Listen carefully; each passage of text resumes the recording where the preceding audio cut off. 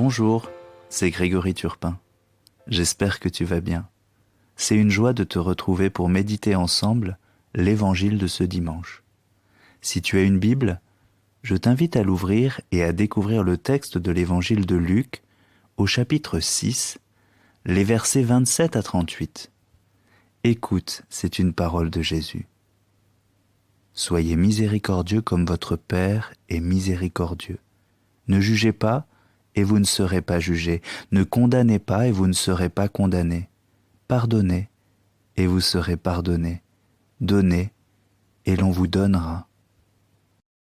Aujourd'hui, Jésus nous explique ce que cela signifie d'être son disciple. D'abord et avant tout, suivre son exemple. Ne jamais rendre le mal pour le mal, mais être miséricordieux vis-à-vis des autres sans rien attendre en retour. Cela semble impossible à vivre. Mais si nous saisissons le sens de la miséricorde, nous comprenons les exigences très difficiles mais réalistes de cet évangile. En hébreu, le mot miséricorde signifie « les frémissements des entrailles », comme ce qui anime une mère pour son enfant. Comment exprimer la même miséricorde que le Père, ce souci qu'il a pour chacun d'entre nous? Pour répondre à cette question, nous pouvons avoir en tête deux autres passages des Écritures. Le premier est la parole de Jésus rapportée par Jean au chapitre 15, verset 5. « En dehors de moi, vous ne pouvez rien faire. » Dans ma vie, je ne me trouverai jamais dans une situation où Jésus ne m'aidera pas à agir pour la gloire de Dieu et pour mon propre bien.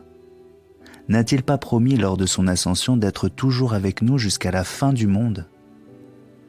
La deuxième parole vient de la lettre aux Philippiens.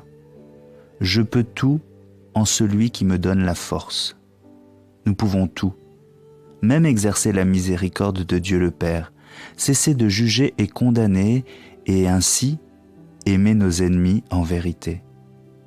Continuons avec confiance et courage à prier le Seigneur pour qu'il travaille notre cœur et le remplace par son cœur miséricordieux. Quand nous aurons des difficultés avec les autres, reconnaissons nos propres fautes et prions pour eux et pour nous-mêmes. Seigneur, j'ai foi dans ta puissance infinie. Donne-moi d'être miséricordieux comme toi. Viens retirer tous les ferments de la haine, du jugement, de la critique. Donne-moi d'être miséricordieux envers les autres et envers moi-même. Amen. Merci pour ton attention. N'hésite pas à partager ce message, commenter ou à déposer une intention de prière. Je te souhaite une excellente journée.